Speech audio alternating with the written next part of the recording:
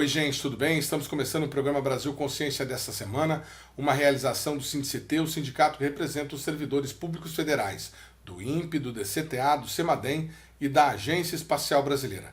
E no programa de hoje a gente traz para vocês informações sobre a compra do novo supercomputador para o INPE, semana decisiva com previsão de abertura de envelopes no próximo dia 14. A gente também vai trazer informações sobre a implantação do MONAN, um modelo matemático complementar ao supercomputador para provocar uma revolução no sistema de previsão do tempo do Brasil. Outra informação que o Brasil Consciência traz neste programa para você é a abertura de uma outra licitação, desta vez direcionada ao programa de um veículo hipersônico brasileiro, o 14X, que nós já mostramos aqui no Brasil Consciência. A Funcat está com licitação aberta para a aquisição de um túnel de vento hipersônico. Antes de tudo isso, a gente traz para vocês informações sobre a assinatura de convênios na área espacial entre o Brasil e o Chile. A assinatura aconteceu durante a última semana com a visita do presidente Lula ao Chile para a pedra fundamental, o lançamento da pedra fundamental do Centro Nacional Espacial Chileno. Veja.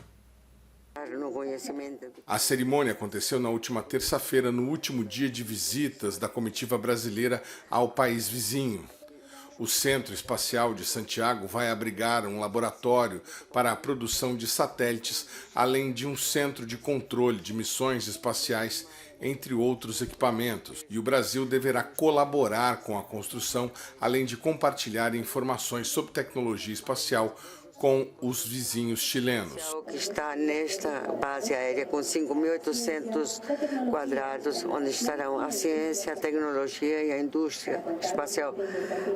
Durante seu pronunciamento, o presidente Lula lembrou os investimentos que têm sido feitos no Brasil e afirmou que a tecnologia espacial não pode ser restrita a interesses particulares.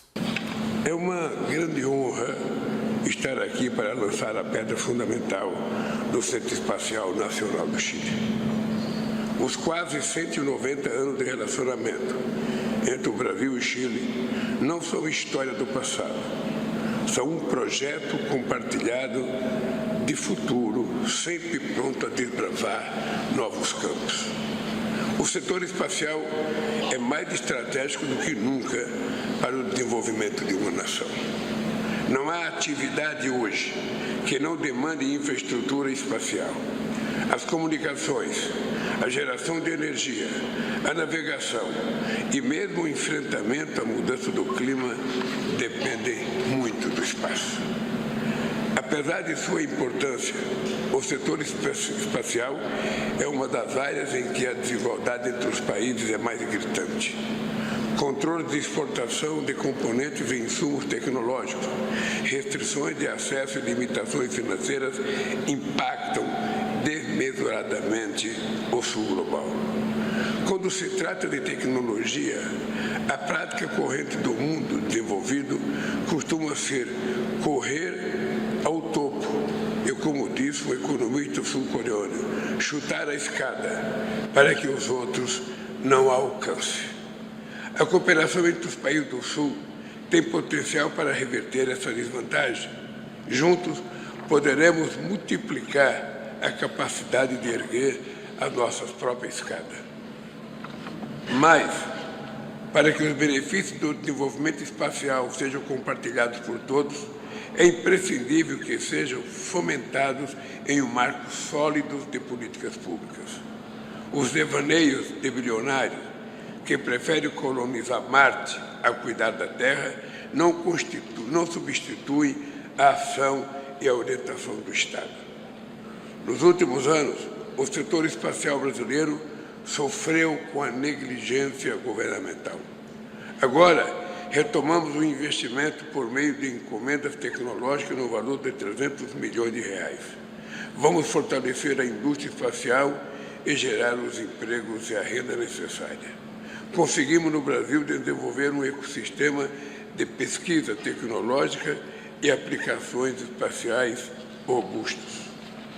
Temos instituições de excelência como o Instituto Nacional de Pesquisas Espaciais, às quais se somam universidades e um setor privado inovador. É motivo de orgulho compartilhar a experiência institucional brasileira com o jovem Ministério da Ciência e Tecnologia, Conhecimento e Inovação chileno, criado em 2018. Os memorandos de entendimento assinados por nossos ministros vão nos permitir explorar iniciativas conjuntas no setor espacial e em outras áreas de ponta.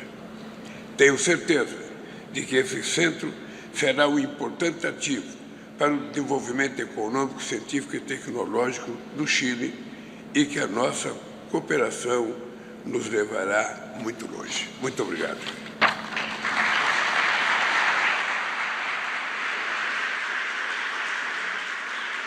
O presidente chileno, Gabriel Boric, saudou a declaração do brasileiro e disse que a construção do novo centro deverá alavancar a tecnologia em seu país. Como dizia o presidente Lula, como dizia no seu discurso, quero destacá-lo, o espaço não é para os milionários que podem pagar e possam ver a Terra desde cima. O espaço também tem que ser um lugar onde todos que habitam esta Terra possamos nos beneficiar disto. Por isso é importante, desde o sul do mundo, esse acordo desde o sul do mundo, com o Brasil, Chile, Brasil e América Latina em geral, onde a crise climática se expressa de maneira com muita violência. Temos vivido em nosso país com grandes ventos, inundações, incêndios, sequias, tanto como em nosso território como na Amazônia, dão conta daquilo. Poder entender de melhor maneira é um dever para os países. Ainda temos tempo de tomar cargo dos danos que nós, seres humanos, temos gerado. Nós não somos muito contaminantes, 0,2% do carbono mundial, mas sim temos uma responsabilidade que isto não continua crescendo. Confio que esse centro espacial esteja funcionando no segundo semestre do próximo ano. E neste centro espacial vão se ensamblar satélites, nossos satélites, que vão ser colocados em órbitas e vão conseguir informação que tenhamos no espaço e descobrir novos talentos para desenvolver novos conhecimentos. O que señalava Agostina, eles serão os que operarão esse centro espacial. Será um lugar para universidades, centros de investigações e indústrias nacionais. Com o Lula, o desafio da reindustrialização de nossos países. E aqui, novamente, estamos fazendo. Neste caminho, estão se formando talentos, como o de Agostina e muitos de vocês, estudantes.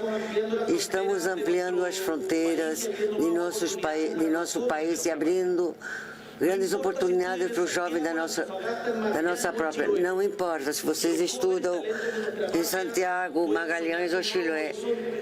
Queremos apoiar nossos estudantes com novos horizontes, que ninguém corte suas asas. Queremos transmitir-lhes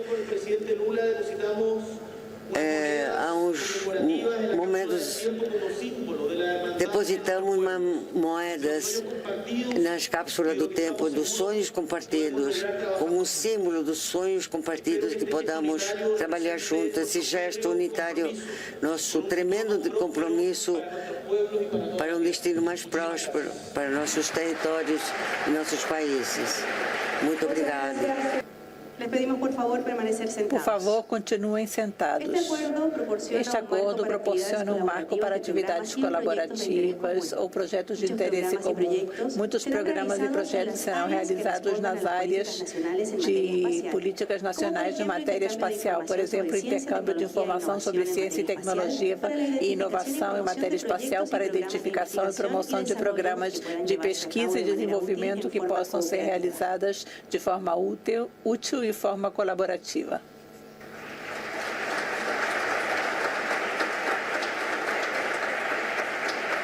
Pedimos às autoridades que continuem no cenário e solicitamos à ministra da Defesa Nacional. Muito bem, nós vamos apresentar, como eu disse na abertura, no programa de hoje, informações sobre 2 licitações em andamento.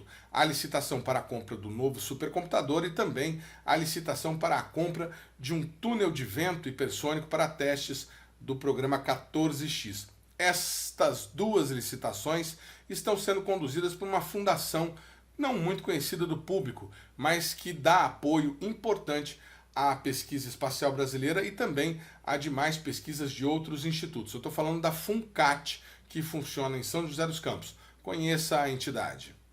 3, 2, 1, 0. All engine running.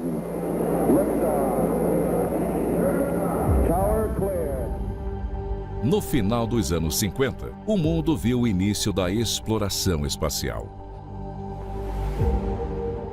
Uma década antes, no Brasil, já existiam atividades que visavam a organização de instituições para promover o desenvolvimento científico e tecnológico no campo aeronáutico. Poucos anos se passaram e, como marco do início das atividades espaciais no Brasil, nascia em 1961 o Instituto Nacional de Pesquisas Espaciais, atualmente ligado ao Ministério da Ciência, Tecnologia e Inovações e que se dedica à pesquisa e exploração espacial.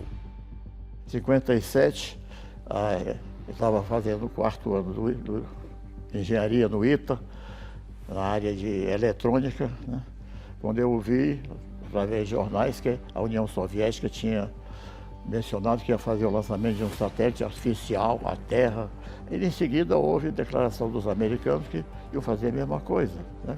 Mas quando os americanos lançaram em janeiro de 58 o satélite Explorer 1, então eu mudei de novo a frequência, eu consegui observar os certos sinais que não dava para eu interpretar, eu não tinha conhecimento suficiente para saber o que era aquilo. Mas aí eu resolvi fazer o INPE naquela época, quer dizer, fazer um instituto de pesquisas na área da moda, que era a atividade espacial, né?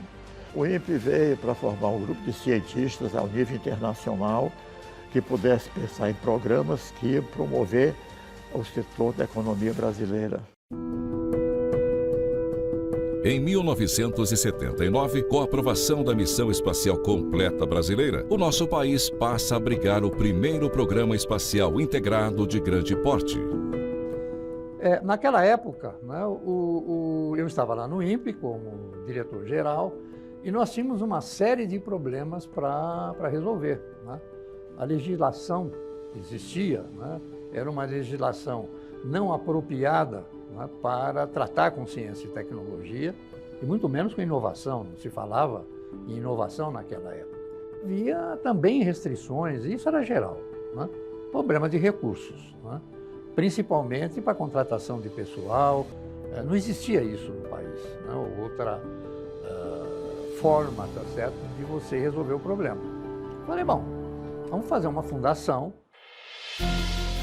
Em 2 de dezembro de 1982, nasce a FUNCAT, com o propósito de gerir projetos de pesquisa e desenvolvimento tecnológico do INPE.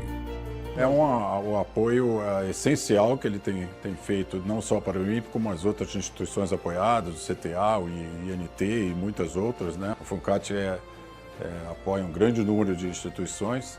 Com a abrangência em todo o território nacional. Atualmente são 16 instituições de ciência e tecnologia que recebem o apoio da FUNCAT. Estas instituições atuam nas áreas de ciência e tecnologia espacial e do ambiente terrestre, desenvolvimento e domínio de soluções tecnológicas aeroespaciais, Garantia da segurança de sistemas aeroespaciais. Pesquisa e ensaios em voo. Formação científica e tecnológica. Energias renováveis, saúde, petróleo e gás, desenvolvimento de tecnologia para o uso sustentável dos recursos minerais brasileiros. Tecnologia da informação, desenvolvimento de ensino, pesquisa e inovação na área de saúde e integração dos polos do semiárido brasileiro. O programa Brasil Consciência vai para um rápido intervalo, mas na sequência a gente traz detalhes sobre a compra do novo supercomputador para o INPE. Um instante só, não sai daí.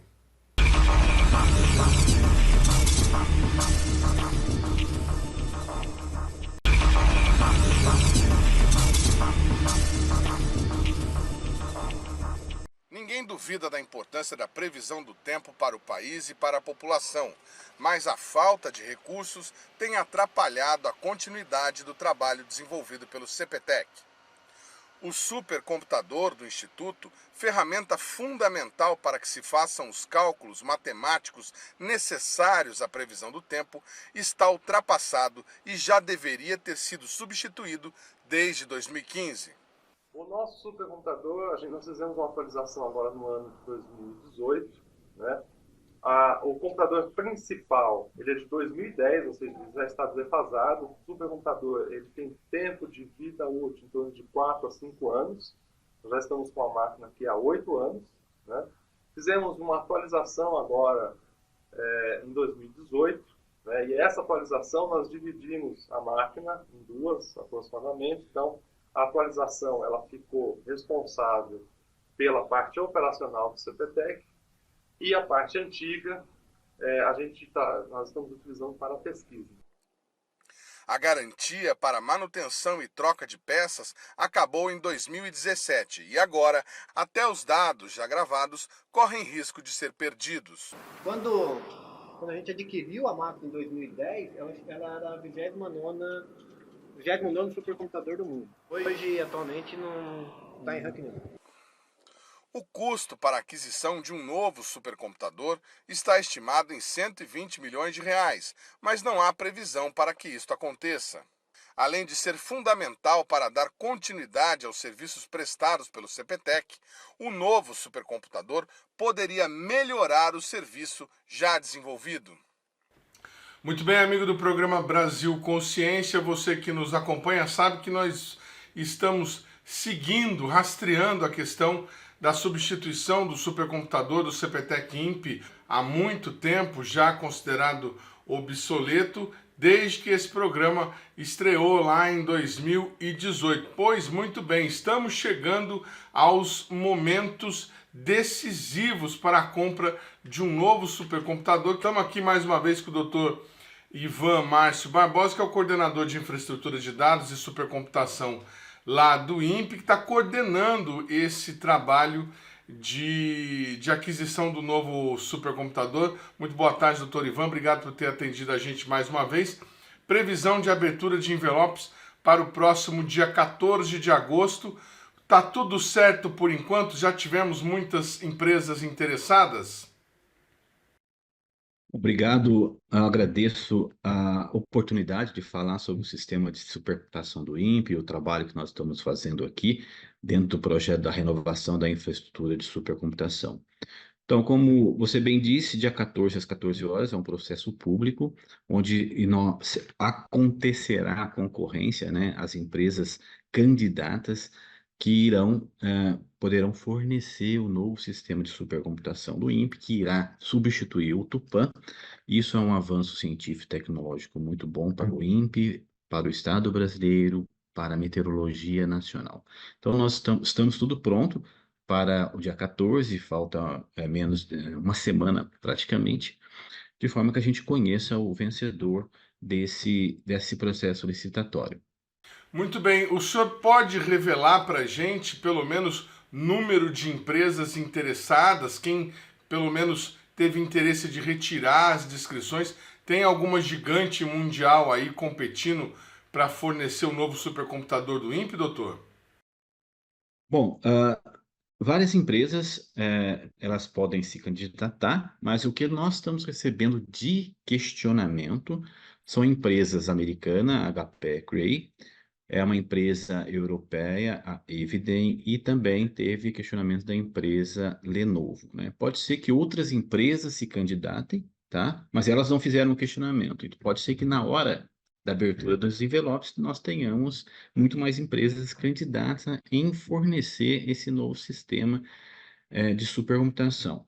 Cabe ressaltar, Edmond, que o processo licitatório nós temos um conjunto de requisitos mandatórios e um conjunto de requisitos desejáveis. E o custo total dessa aquisição, esse novo sistema de supercomputação e sistema de armazenamento de dados paralelo, está estimado em 32 milhões de reais.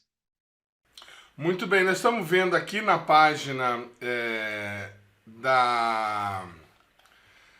da FUNCAT, né, a Fundação de Apoio aí, os editais abertos. Foi aberto o edital para aquisição do supercomputador, o 0403 de 2024, mas também foi aberto um edital de aquisição de armazenamento, que numa entrevista anterior que nós fizemos, doutor, o senhor explicou que eram várias etapas, várias frentes, né?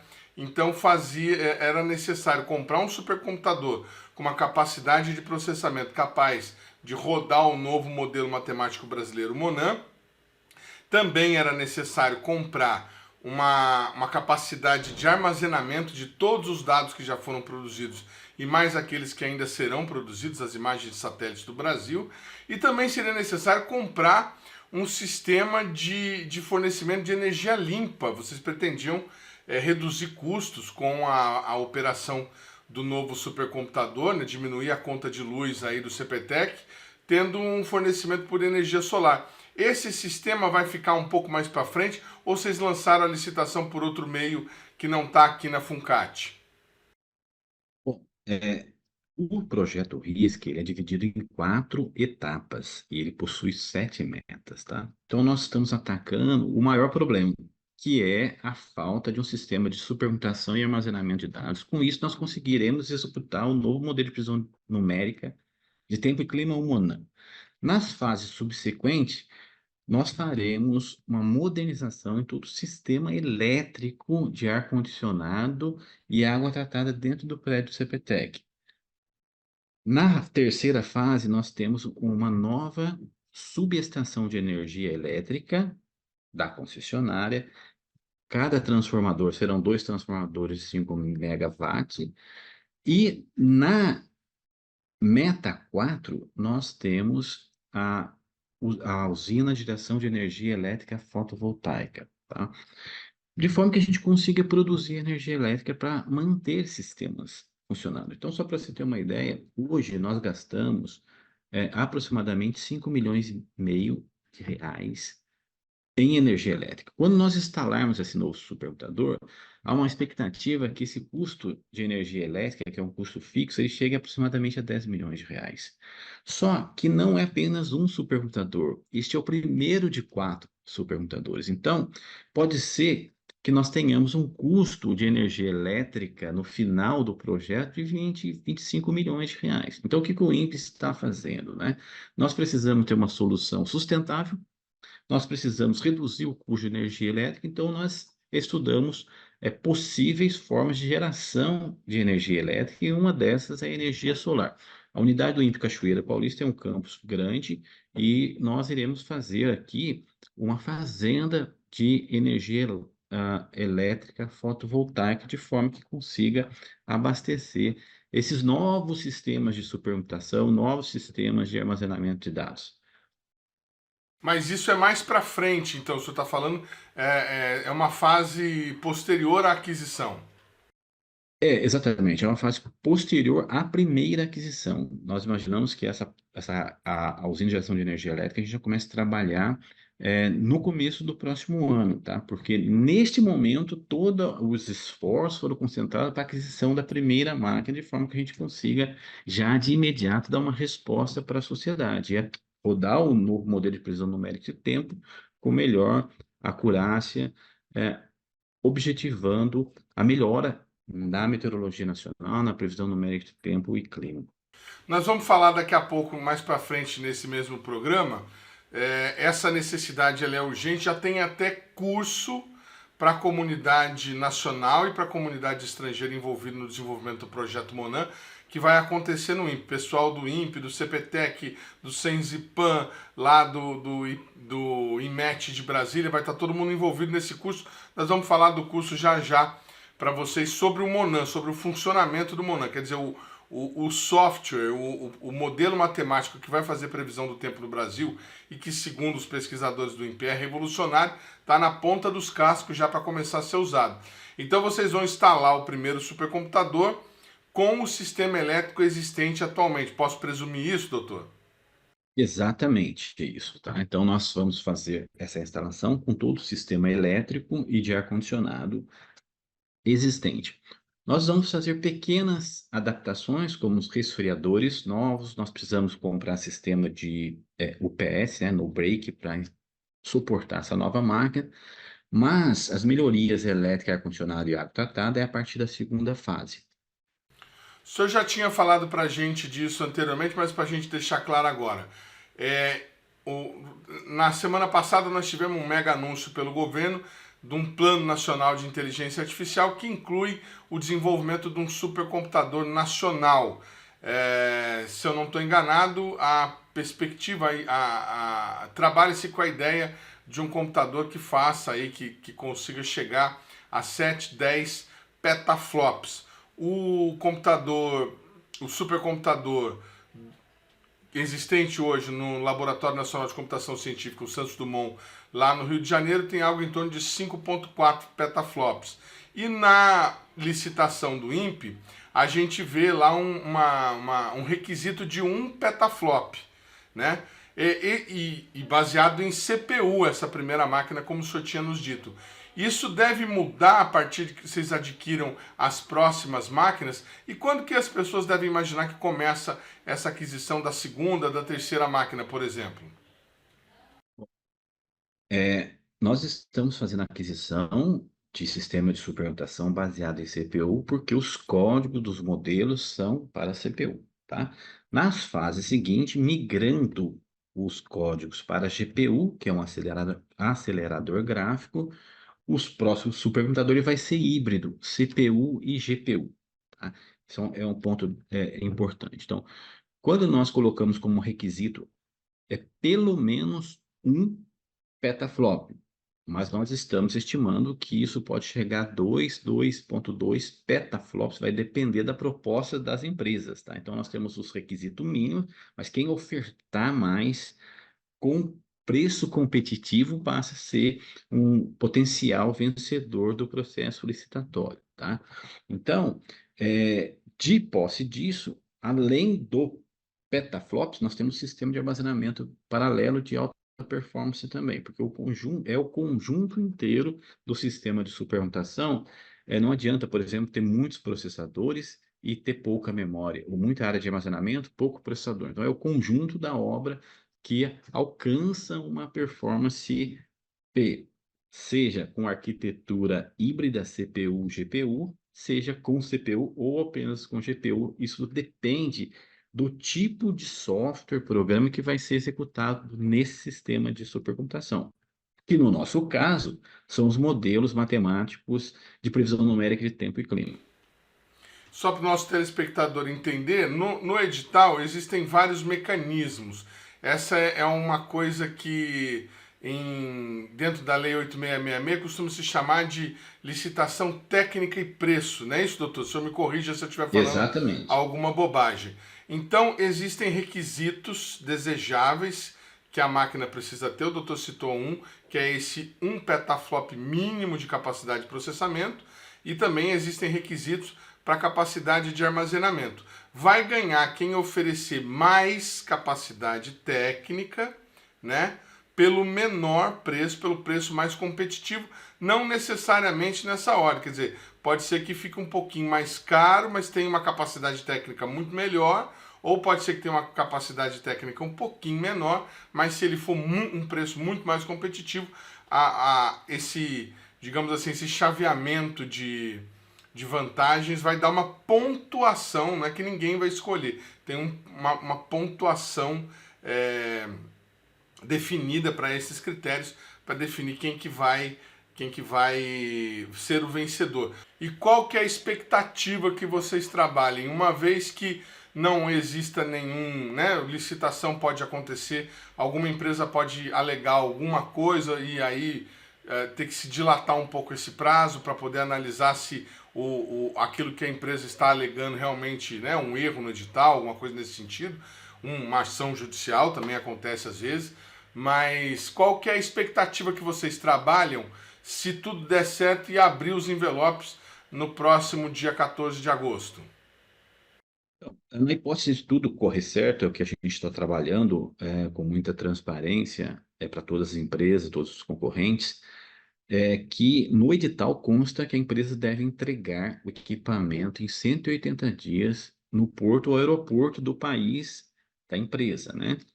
E aí, feito isso, eles entregam, a Fundação de Apoio, vai buscar isso no aeroporto do país de origem, tá? Então, nós estamos estimando que isso tudo seja concluído no primeiro trimestre de 2025. Então, nós recebemos a máquina no porto do país de origem, da empresa vencedora, trazemos para o Brasil, instalamos, aí a gente começa toda a parte de treinamento, aí tem a instalação, o treinamento e declaramos essa máquina operacional, tá? Feito isso, os modelos que rodam no atual Tupã serão migrados para essa nova máquina e o XC50, que é uma parte do Tupã, será utilizado para pesquisa na área de meteorologia. Muito bacana, interessante isso que o senhor falou, quer dizer, a logística fica a cargo do comprador, né? A gente vai ter que buscar. Mas a instalação aqui no INPE vai ter consultoria do vendedor? A instalação, ela é feita pelo fabricante, tá? Então, só o transporte, a nacionalização que é feita pela Fundação de Apoio, tá? Aí a máquina está aqui, vem os representantes do fabricante vencedor, será instalado, será treinado junto com a equipe do INPE, terá toda aquela parte de absorção de conhecimento da equipe do INPE sobre esse novo sistema de supercomputação, e aí sim, após o treinamento, a máquina é liberada para ser uma máquina operacional, onde serão rodados, executados diariamente os modelos de previsão numérica de tempo e clima do INPE, inclusive o MONAM.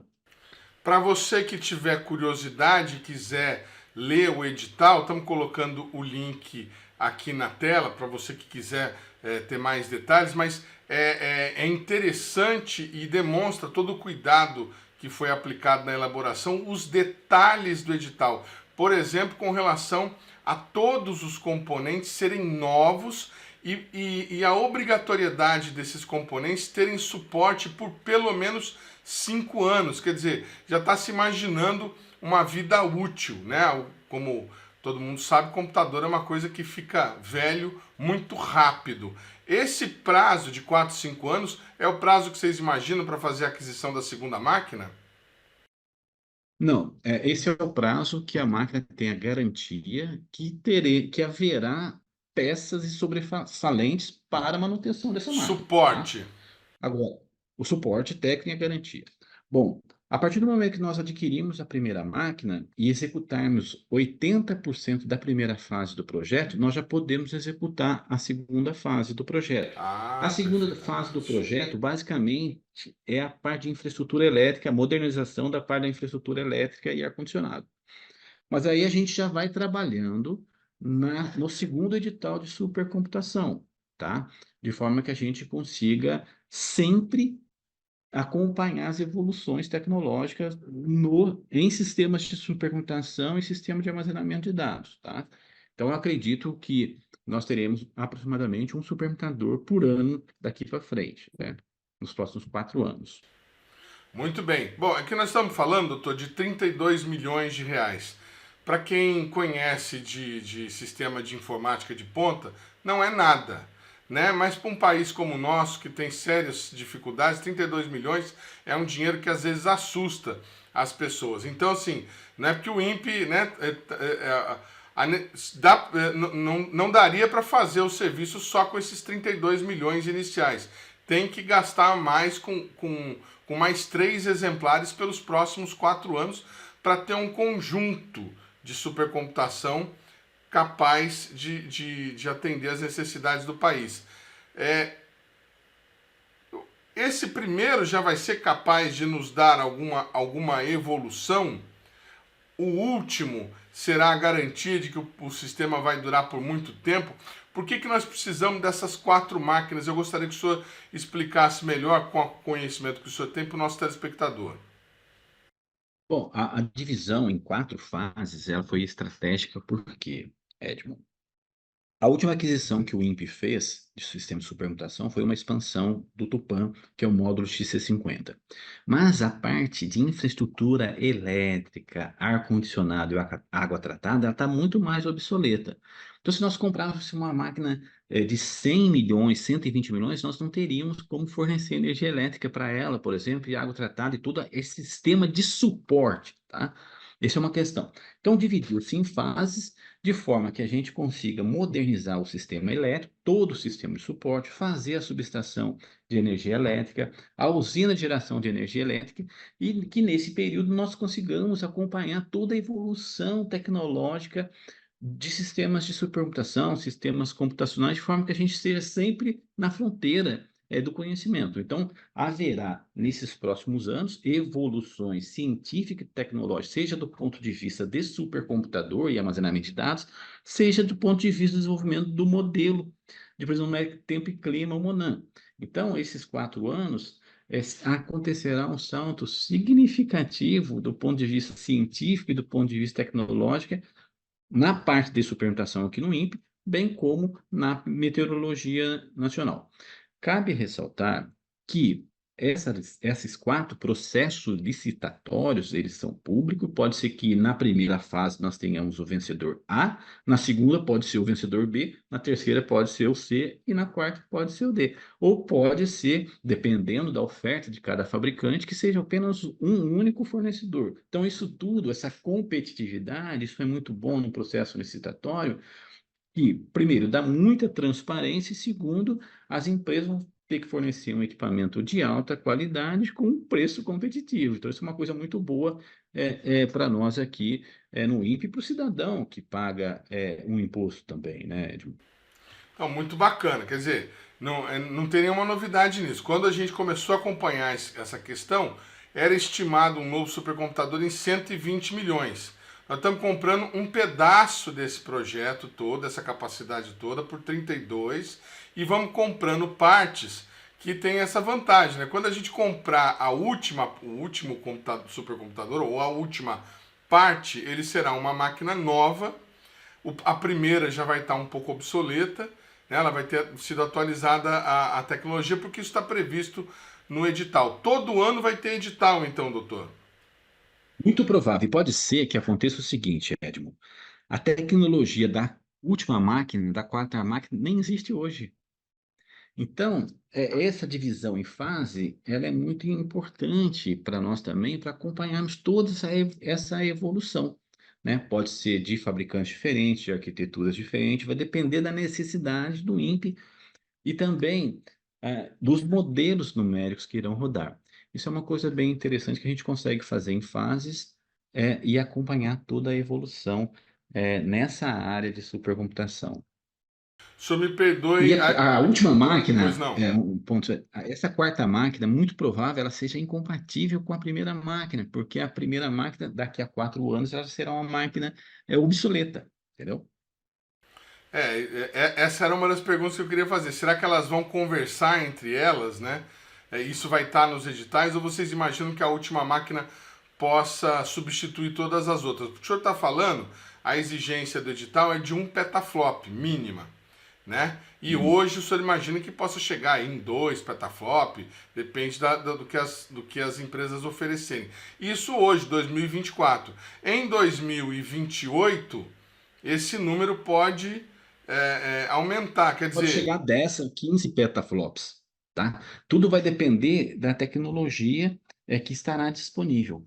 Então, vamos supor, quando nós tivermos com a 4ª máquina funcionando, que pode ser uma tecnologia que ainda não existe hoje, né? Essa primeira máquina vai ser utilizada para pesquisa e deixa de ser uma máquina operacional, né? Elas conversarão em si, Depende muito da entrega e da capacidade que a máquina consegue processar. Então, as máquinas mais modernas, com garantia, elas são declaradas máquinas operacionais.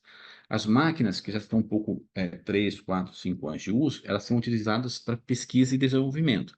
Mas isso não significa que uma não fale com a outra, tá? Elas podem conversar, compartilhar, mas tudo depende da capacidade de processamento e de armazenamento da máquina que estiver operacional.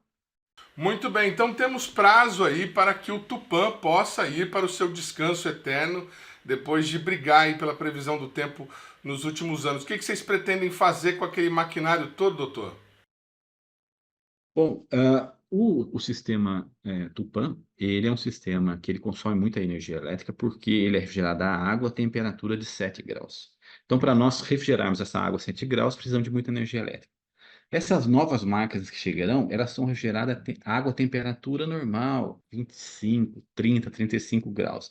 Então, isso, de início, já vai reduzir o consumo de energia, que é alto, né?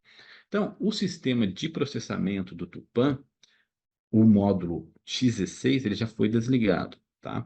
Então, nós estamos com o módulo XC50 operacional, que ele está funcionando, com o sistema de armazenamento, e ele será utilizado em pesquisa. E à medida que o tempo passa, ele vai ficando mais velho e nós vamos tentando manter essa máquina funcionando até um certo ponto que não será possível, que nós iremos avaliar o custo de mantê-la funcionando ou desligá-la, tá? Mas inicialmente ela ficará sendo utilizada para pesquisa. Então, mas o Tupã é um conjunto de módulos, né? Esse último módulo é um módulo só, que trouxe uma capacidade computacional, digamos assim, foi um upgrade que vocês fizeram para poder continuar funcionando. Aqueles módulos todos já foram desligados e já estão prontos para ir para uma sucata, imagino eu. Os módulos, o Tupã tem 2 módulos, tá? O XE6, que é o módulo que foi adquirido em 2010. Já foi desligada a parte de processamento dele, a parte de armazenamento. O segundo módulo chama-se XC50, que é operacional, ele está sendo utilizado normalmente, tá? Então, a partir do momento que a gente tiver essa máquina funcionando, né? Tá tudo certinho, tudo legal, nós, paralelamente, essa parte que não está sendo utilizada já foi desligada, não está consumindo energia elétrica, nada. Então, nós iremos desmontar, vamos liberar o espaço, porque chegarão outras máquinas, a gente vai precisar de espaço também no data center. Então, é um trabalho em conjunto paralelo que nós vamos ter que fazer aqui. Não, interessantíssimo isso que tu está falando. Pois é, então estamos aí com a licitação do supercomputador nos cascos, prontinha para acontecer. Vamos torcer para não dar nenhum problema e o Brasil poder adquirir esse supercomputador com mais capacidade computacional e com economia de energia e de recursos públicos. Muito obrigado ao Dr. Ivan Barbosa mais uma vez pela colaboração aqui com a gente. A gente vai para um rápido intervalo e volta na sequência com mais informações sobre a implantação do novo supercomputador e do sistema Monan. Um instante só, não sai daí.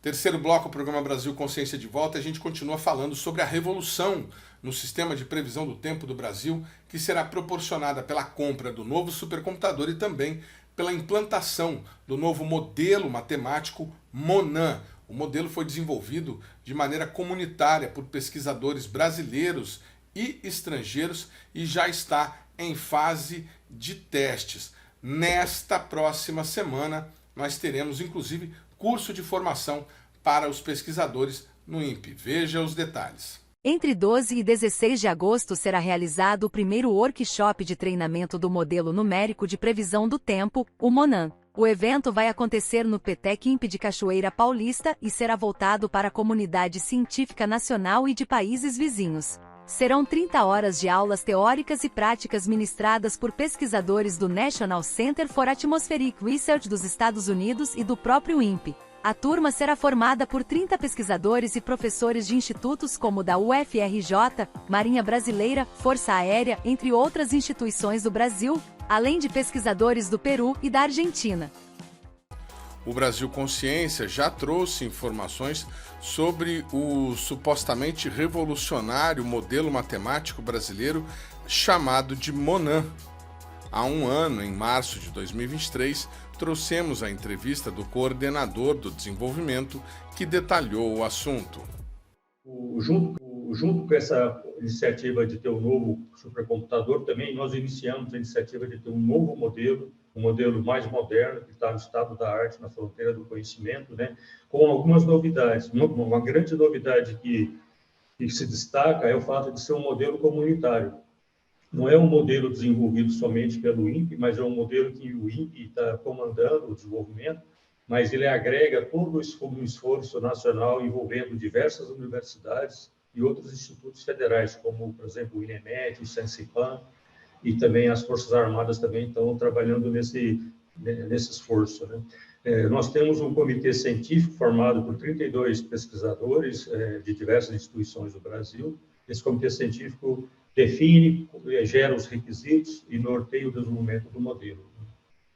Esse é um projeto de longo prazo, porque é um modelo do sistema terrestre, ele não é um modelo só atmosférico, então ele é um modelo que vai poder prever as circulações oceânicas, prever a parte de superfície, por exemplo, a questão do crescimento das lavouras, qual a melhor época para plantio, envolvendo também a parte de poluição do ar e também o espaço superior, né, para fazer previsão de clima espacial.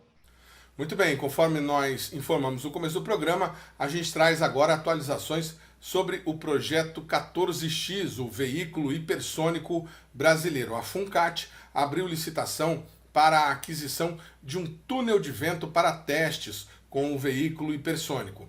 Veja os detalhes.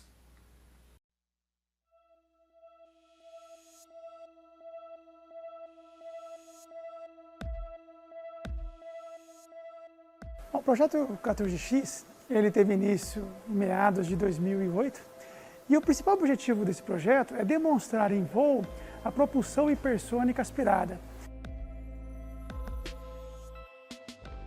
Por que aspirado? O termo aspirado ele está relacionado ao modo pelo qual se dá a combustão dentro do motor hipersônico. Em vez de você levar o comburente, o oxidante, o oxigênio, como no caso de um motor foguete convencional, nesse tipo de propulsão, o oxigênio é aproveitado da própria atmosfera, daí o termo aspirado.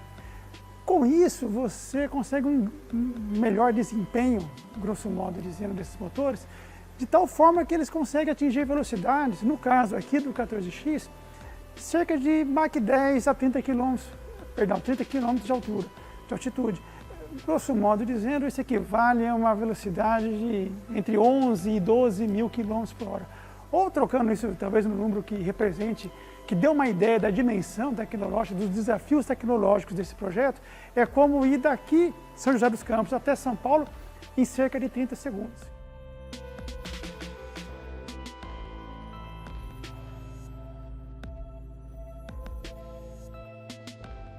Aqui nós temos uma representação esquemática, né, do veículo 14X, onde basicamente nós podemos identificar duas grandes áreas. O motor hipersônico propriamente dito, os primeiros ensaios em voo desse motor são previstos para o biênio 2020-2022, e para a gente ter uma ideia do tamanho, essa seção aqui nós temos em torno de 1,5 m aproximadamente. Aqui nós temos a carenagem do veículo, o veículo propriamente dito, cujo o sistema integrado, os ensaios em voo, os testes em ambiente relevante são previstos para o biênio 2026-2028 e o tamanho completo, o total desse sistema integrado é aproximadamente cerca de 4 metros. O cronograma anunciado pelo chefe da divisão de hipersônica do IEAV na oportunidade jamais aconteceu. Ele dependia de outro projeto, a construção do motor S50 e, consequentemente, do veículo VS50 que levaria o 14X em sua ponta, conforme a ilustração que nós mostramos. O teste do motor S50, que deveria acontecer no último mês de junho, foi adiado para 2025, no primeiro semestre, e, consequentemente, o teste com o VS50 ainda não tem data para acontecer. Mesmo assim, o IEAV e a Funcat abriram licitação para o projeto executivo e a fabricação de uma seção pesada para túnel de vento hipersônico. Esta seção, segundo o edital, visa permitir o comissionamento do túnel hipersônico T5, que deverá testar o protótipo do 14X em tamanho natural. Em nossa última visita ao IEAV, nós mostramos como estava naquela época, em meados de 2019, a construção do tal túnel. O que nós estamos trabalhando atualmente é num projeto, né? Todo projeto ele tem um início, meio e fim. No entanto, o conhecimento, né, envolvido no voo hipersônico através da atmosfera terrestre, ela não se resume apenas no 14X. E nós queremos que essa tecnologia, esse conhecimento que nós estamos desenvolvendo e aprendendo no projeto 14X, eles migrem para projetos ainda mais avançados. E para isso nós precisamos de vários túneis, que na verdade o túnel de vento é uma ferramenta de descoberta, não é? Então,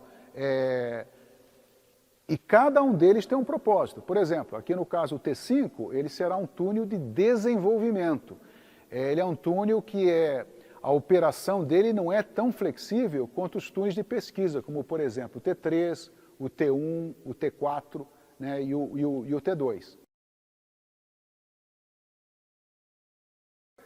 Então, esse é o túnel T5, é o mais novo túnel da divisão de aerotermodinâmica hipersônica, né, o laboratório do professor Henrique Nagamatsu, e ele é o túnel mais poderoso que nós teremos assim que ele entrar em operação.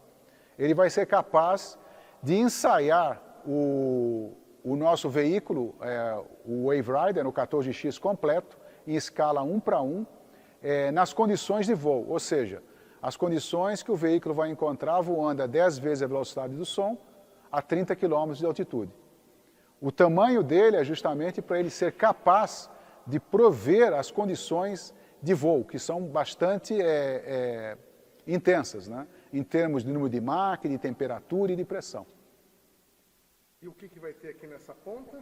Então, o que está faltando, o túnel ainda não está completo, né? O que falta aqui nessa seção, será acoplada uma tubeira que vai transformar a alta pressão de ar e temperatura em energia cinética, em velocidade, no caso, a 10 vezes a velocidade do som, na pressão e na temperatura que o veículo vai estar a 30 km de altura. E, obviamente, após a tubeira, vai faltar uma seção de teste, como aquele tanque branco que está ali, né, que vai abrigar o modelo do 14X em escala 1:1.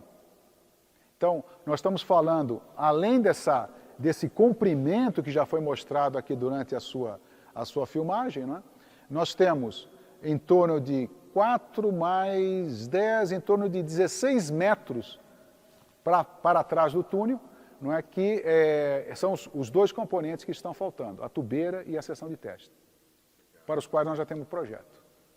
Então, esses túneis, na realidade, eles se complementam, né, no sentido de que, eu costumo brincar, não é, haverá vida após o 14X.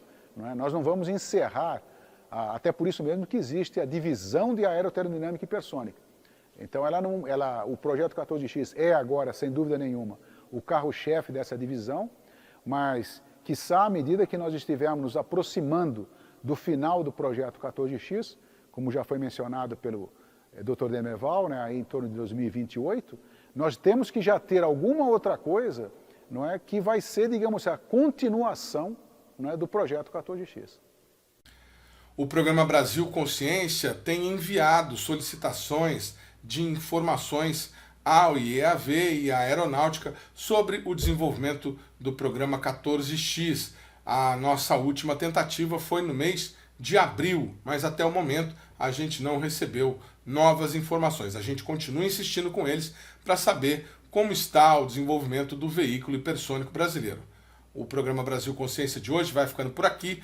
Você que quiser conferir os demais conteúdos produzidos pelo SINDCT, pode acessar a nossa página na internet que está aí para você, os nossos canais disponíveis para você nesse momento na tela. Você que tiver dúvidas, críticas, sugestões ou reclamações quanto ao nosso conteúdo, o nosso e-mail é sempre o caminho para você puxar a nossa orelha. O programa Brasil Consciência volta na semana que vem com mais informações inéditas para vocês. Tchau, gente. Um abraço.